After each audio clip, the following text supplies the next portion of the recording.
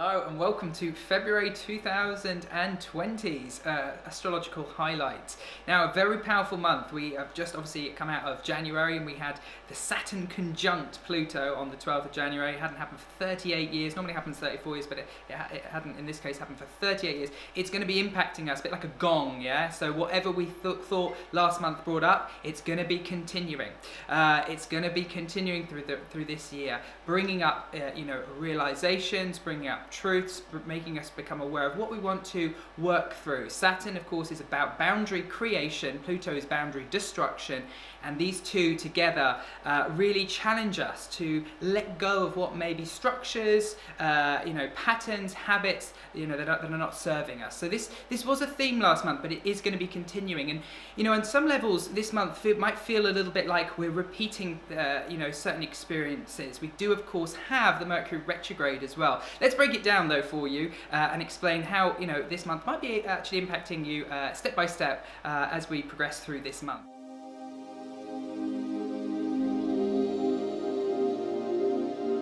So first up, big astrological event happening on the 3rd of February. That is, of course, Mercury moving into Pisces. Mercury in Pisces, Mercury at the moment is just entering its shadow period as well. We're going to have Mercury retrograde in and around the 17th. So we might be noticing that it's from today, from the 3rd onwards, it's going to be, that Mercury retrograde energy is going to be impacting, it's going to be challenging us a little bit. The good news is that Mercury is exalted in the energy here, Mercury is in its fall here, so it's not necessarily a great place for the Mercury energy to be, but it is going to start this process, yeah? Even though Mercury doesn't belong in this Pisces energy, it's going to support us to connect more to our emotions. Yeah, Mercury is the mind, Pisces is our emotion, it's our dream, it's our vision, it's our intuition. So this month could be, a very powerful time to getting clear with our spiritual energy, spiritual development, potentially even. It could be a great time for new spiritual practices or rebuilding, reconstructing, or sort of starting again, your spiritual practices.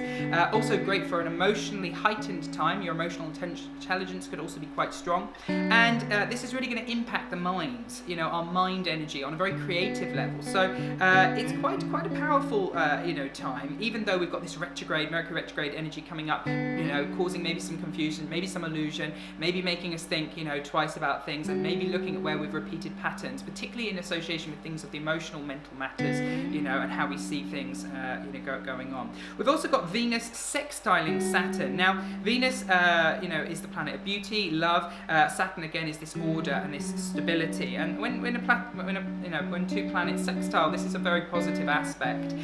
But it's going to support us to get clear. There's going to be a need to get more clearer with ourselves, get clearer with what we're feeling, and ultimately this energy, from the 3rd onwards, is going to be supporting us potentially. So pay attention to your intuition, your feelings, get clear on what you're really feeling, because this month with the retrograde is going to be, bringing lots of things up to the forefront to be looked at and recognised. So that is the earlier part, really, of the month. But let's go a little bit, further now to the back end of the week. On the 7th, we've got Venus going into Aries. Now, Venus doesn't really get along with the Aries energy. Venus has just come out of Pisces, where she was having a great time. Venus, of course, being love, being beauty. Pisces being all that dream energy and that emotional energy. Now Venus is moving into Aries. Aries is quite strong, quite intense, and so Venus in Aries might be, I've made a note here, I've called it the love at first sight. It might be making us feel getting us very fired up. It might be potentially suggesting conflict, hostility with friends, lovers, or family. But ultimately, this love at first sight syndrome could be really kicking off. So be careful how you approach things, particularly with others around, the 7th and sort of the weekend time from Friday onwards, because this might be really getting us fired up. So you might be really inspired, say for example, to get, a new tattoo, and then you think, oh, what was I thinking? Or you meet someone, you think, I really like them, then the next day you think, oh, actually no, I'm not sure. Or you buy furniture, and then afterwards you think, well, was that really the best thing to buy for this house? And so take time when it comes to things of the Venus energy, which is to do with love, beauty. It's also about with how you enjoy life and how you engage with life. So those things might be going through a little bit of challenge here. And and there could be a feeling of being a bit impulsive, which you might later sort of regret what you said or what you did. So definitely, if you can, be cautious around that. The good news though, around the 9th and the 10th, we have Venus conjoining with Chiron. Chiron is in the Aries energy, and Venus is conjoining with that. And this is really going to support us to find more forgiveness, acceptance for ourselves, for others, and to really heal. So if someone has hurt you, upset you, whether it be a family situation, a karmic pattern, past life situation, with a loved one, with a romantic situation, with an ex, this could really give us some opportunity to heal, release. If you've been having challenges with a particular relationship, this could be a really good time to kind of like resolve and find a sense of almost like healing. So sometimes the conflicts need to arise to bring up the solutions and the realizations and the understanding. So 9th, 10th, it seems more like we're moving into a more healing period. And that leads nicely to the next astrological event we have going on the 9th of February. This, of course, is the full moon. This is a really lovely full moon in the sign of Leo. So self-expression, creativity. Leo is associated with the 5th house, which is about fun, it's about play. This moon energy, though, is going to be very fiery because it's trining Mars. Mars is that energy that's also very fiery. So we might be feeling really passionate, very fired up, great, just before the Valentine's time, feeling, really connected to our sexuality, to our passion for life and our motivation. Might be having a sort of a bit of a, it's almost like a reboost, and a reboot maybe to an extent. I've written here on the notes though, the question to think about though around the full moon energy is, what is the appropriate way to use your will and the world around you? Leo energy is about identity. It's about what you say to the world. It's about what the world sees and how you interact with others. So there could be some things around the ego that could be coming up, looking at how we are seen, how we express ourselves, and maybe even a need to get clearer on what we really want to do. How do we really want to express ourselves? Leo is also a sign of individuality, personal, power and expression. So, there could be some things around that come up. And what with, the building up to the Mercury retrograde, it might be a time to review. How do you want others to see you? How are others seeing you? So there could be a sense of reflection and reviewing around those types of themes. But ultimately, I think quite a passionate full moon, and I think quite healing, and I think beautiful for the time of, just before the time of course, Valentine's, in the lovely, kind of royal energy of Leo. Leo has a very romantic quality about it as well. So, this might be a time where you might be feeling really the love, and an opportunity to really enjoy more love and express more love within your relationships and with that particular special person in your life, if you are with someone. If you're not, it might be a time of questioning and looking at, okay, what is it I want to attract into my life? What is it I want to, bring in? And this could be a really powerful full moon for manifesting as well, for connecting and healing, with your heart energy and finding more light and finding more love within to attract ultimately more in your life in association to friends as well as new partnerships. Leo is all to do with things of the fun, the play and the creativity. So I think enjoy that 9th full moon, because it's going to be a good one with lots of energy, with lots of fire and passion. So a steamy time potentially ahead with that. Talking of steamy times ahead, we then on the 16th, fast forward, have Mars going into Capricorn. This is a great placement, okay, for Mars. This is where Mars is really exalted. This is where Mars feels at home.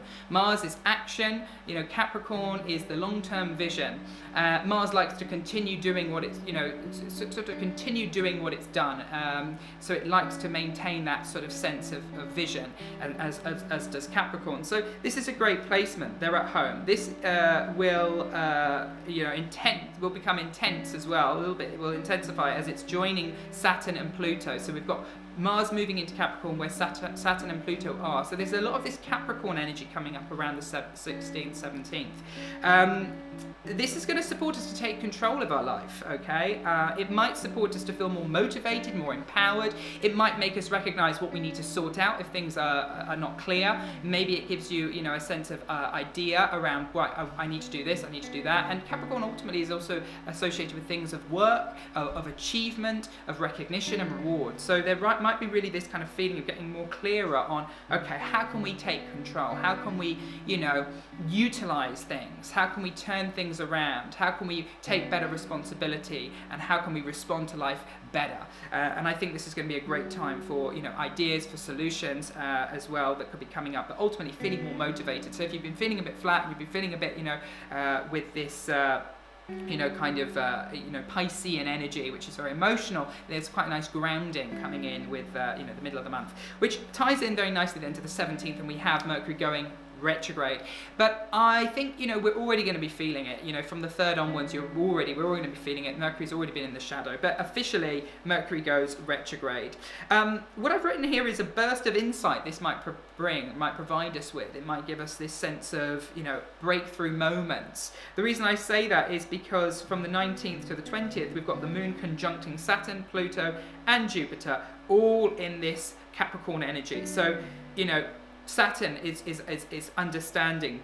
Jupiter wants to expand and get clearer and look deeper. Pluto is truth and transformation, and all in the Capricorn. So it's a very telling time. It's going to probably bring lots of moments of these epiphanies, these realizations. So actually, I think when the Mercury actually goes retrograde, it's probably going to feel, in some ways, kind of like a sense of clarity. So some of the confusion that we might be experiencing from the 3rd onwards, it might be starting to subside a bit. We might still then obviously ultimately have those typical normal retrograde situations like delays in travel, breakdowns of technology, computers, laptops, back them up, give yourself more time. Ultimately also there can be, emails that don't get received, or people misunderstand how you communicate, or you don't communicate properly and people don't quite get you, or you don't get them. So we're going to probably experience those typical things, but ultimately that those internal blockages, or those challenges with the mind heart connection, or mind emotion, or confusion, internally seems to probably be clearing a little bit as we go more into the 19th and through to the 20th. Next astrological major event for February is the 20th itself. Jupiter sextiling Neptune. Now, interesting, okay? Jupiter is the planet of expansion. It wants to expand, however, only within the confinements of Saturn. So it only wants to expand based on the boundary, yeah? It can't go beyond the boundary. This is sextiling Neptune. Neptune is also another expansive planet. So they're very similar in one respect. They both want to expand, they both want to explore. There's a sense of more richness, more vision, more idea, and expansion and growth, which is great. However, there's a big difference. Neptune is not confined. Neptune doesn't have a confinement. There's no boundary with Neptune. So this is great ideas, great vision. Neptune is associated with very much the creative realms at times too. So there's an infinite amount of possibility.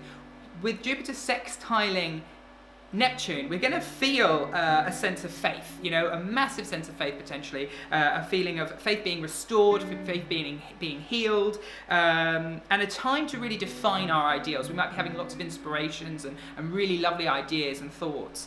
One thing I would say though, be careful not to overdo it. With Neptune, sextiling Jupiter, there can be this kind of like sort of idea of like having maybe unrealistic expectations, or setting yourself up for real big sights, but then maybe they're too big, or maybe there's an element of taking on too much. So yeah, I would say be careful of overdoing it or getting carried away. Ultimately though, this time is really going to support us to recognize certain old patterns and old situations that are not working, and potentially look beyond them. So this time is going to give us the opportunity to think outside the box, to look in different perspectives, to get inspired in new ways. And so there is an element of creativity as well. So for those creative people out there, for those psychic people out there, this is a great time. You might be getting inspired with new ideas. If you're an artist, you might think, right, I know what I want to do next in terms of how I want to direct my vision. If you've got your own business, and you've been having some issues or challenges around getting clear on direction, this might be a time where you get those real inspiring ideas, and those, Jupiter's associated with good luck and blessings. So those sort of moments, those magic moments of realization, but ultimately clear vision and direction. So there's a really nice feeling of coming out of the confusion. On the 21st, we've got Mars trining Uranus, tying into, you know, this thing here of me saying about thinking outside the box. Uranus is about a new direction, it's about a new vision, it's about a new approach. It's a bit different, it shakes things up, it changes things. With Mars trining that, the way we take actions might be going through a change. We might be reconsidering our actions and looking at things in a totally different way. With then the 22nd, the Sun sextiling Uranus, we've got this idea of seeing things totally in a new way. So epiphanies, realizations, inspiration, new idea, new vision, really good ideas. I would say trust whatever ideas you get inspired with around the 20th, and around about the 21st or 22nd, you know, you're really probably taking a new action. This is a great time to take some new actions on the way you've been, you know, connecting with current things that you've maybe had some problems or perhaps challenges with going on. But ultimately, a really nice energy. Finally, well, second to last, you know, main event going on for the February. Here we have the 23rd. We have the new moon. Okay, new moons are always a great time. They're a magical time for new beginnings. They represent a time to plant the seeds. Yeah, a time to project our vision and our dream, you know, out to the universe. With the new moon in Pisces, this again is very much a creative energy, it's a psychic energy, it's an intuitive energy, and it's a time for meditation, it's a time potentially for prayer, it's a time for connection to your guides, to your guardians, you know, to spirit realm. But for some of us, we might actually need some time out. You know, we might need time alone with our own thoughts. It might be a time that just, you know, connects us, reconnects us back to something, but a need to maybe give ourselves a little bit more self-love, maybe, you know, just integrate and process this energy, because it is going to probably be really bringing up quite a lot of that spiritual energy and that connection. But for some of you, might feel a sense of almost like homesickness. So important, I would say, around that time, if you can, salt bath, you know, candles, TLC as much as possible. If you are one of those sensitive souls that really feels the energies, the lunar energies particularly. Very intensely powerful time though, ultimately for setting new vision, new idea for the new moon. So I recommend, you know, when it comes to that energy, to think about, you know, what it is, you know, you really, you know, what's really important for you, and what you maybe want to, how you want to connect to your spiritual energies. If you're drawn to psychic development, this can be a great time to work on that. If, you know, you do healing work, spiritual healing work, this is a great time to send that energy out to others and to those that need it most. There could be a feeling cool to do more loving things around that time, not just with yourself but with others too. There's a real sense of compassion, which is quite a contrast from the, you know, passion energy that we had on the 9th. So you're going to feel on the 23rd more compassionate energy and a slower, almost calmer feel to the energy. And as like I said, for some people, I need to process a lot, particularly probably you know, this you could say stuff that's been going on already since the back end of last year, into January of 2020. This time might give you a time just to stop, to reflect, and it might feel for some that it's like, oh, there's still so much we're working on, and there's still so much we're maybe healing and we're releasing, or we're working through. So be gentle with you around that time. On the 24th, we've got the Sun moving in, sextiling Mars, giving us that motivation again. So we're kind of dipping out of that energy and moving more into that energy of motivation, that energy of charge again. 25th, Sun conjunct Mercury, allowing us to connect with the world in a different way, in a stronger way, in a way that we feel maybe more confident, more authentic, and true in ourselves. 26th, we've got Mercury sextiling Mars, Mercury being the planet of communication, and Mars again, how we take the action. And when this sextiles, it allows us to take better actions, and so, you know, in some ways it's going to counteract, I think, that maybe heaviness of the or confusion of the Mercury retrograde that can often come up, and work through that. 28th, then finally we have Mercury, which is in Pisces, sextiling Uranus, which is in Taurus. This is a very interesting one, because Mercury being in Pisces, connected to the emotional realms and a mind-emotion situation, you know, mind-emotion energy, mind-directed emotion energy, versus Uranus in Taurus, which is earthly realm, but thinking about new ideas, new concepts, looking at things in a different way, maybe making us feel detached from our earthly realm a little bit, not feeling so resonant, not resonating so much with it. Ultimately, it's going to create, things are going to break out into the open. So there's going to be this real new way of seeing things. You might feel a detachment though from, certain things that you're not resonating with. It's almost like maybe old stories, old relationships, old connections, maybe old work situations. Old things are not going to, maybe, things you once liked, maybe you don't feel so drawn to anymore. You're not resonating with it more. You're not so caught up in. You're feeling a need to see things in a new way, a more authentic way, which is great. New vision. One thing I would say though, it's important to keep an open heart with whatever new visions or insights come up, and new ways of seeing things.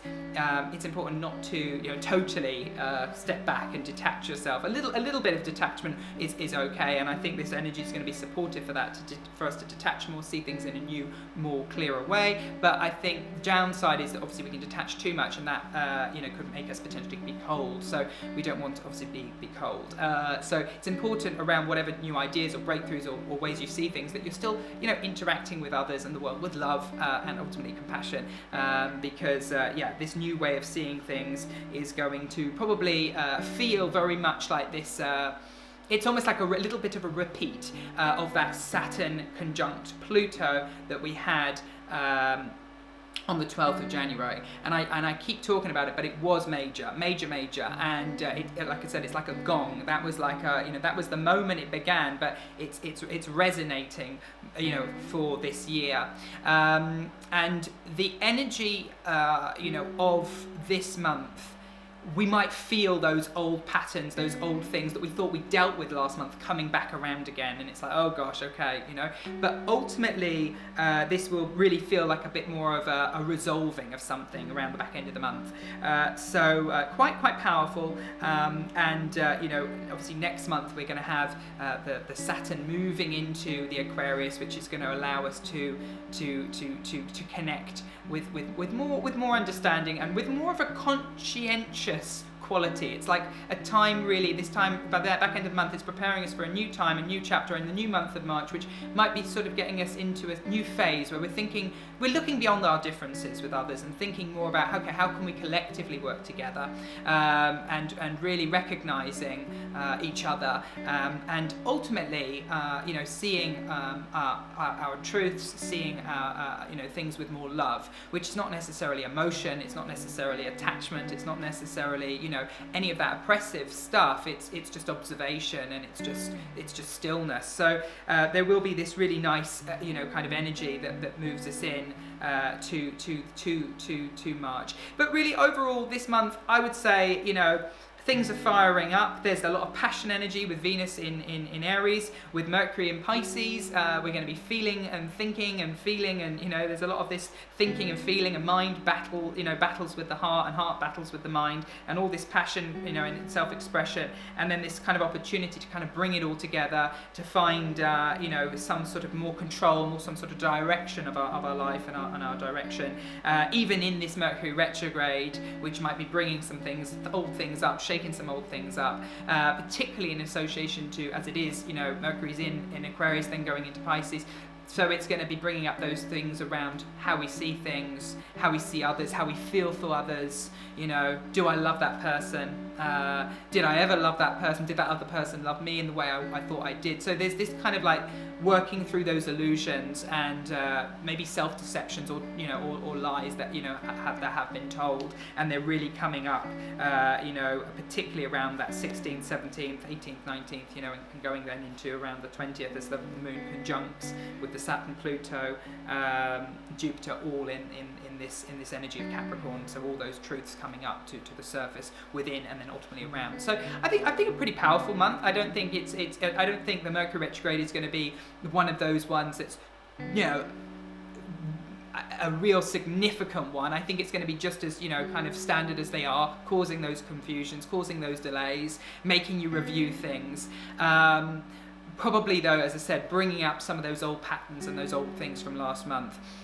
which need to kind of, you know, maybe be recognized and processed better, because, you know, we had a lot going on in January with that Saturn conjunct Pluto, and it sort of feels like a lot of us still haven't quite worked through that, understood that, recognized what that time brought up for us. So it's actually going to slow things down a little bit, but ultimately give us inspiration, motivation, and probably, I would say, a lot more clarity. So a great month for psychic development, you know, and you know, really connecting to really connecting to a spiritual practice, or connecting to our emotional intelligence, you know, and this having big impacts on our creative processes, I think are huge themes for the month, and I think ultimately, you know, are going to be very beneficial. So I hope you have a wonderful February 2020, and I will keep you updated on you know, the next astrological updates as we go through the year. Now that was so interesting, wasn't it? If you want to find out all about what's happening in the skies, new moons, harvest moons, the dreaded Mercury retrograde, and what it means for your star sign as well, make sure you like and subscribe for our new astro updates coming right here on our YouTube channel at Psychic Today.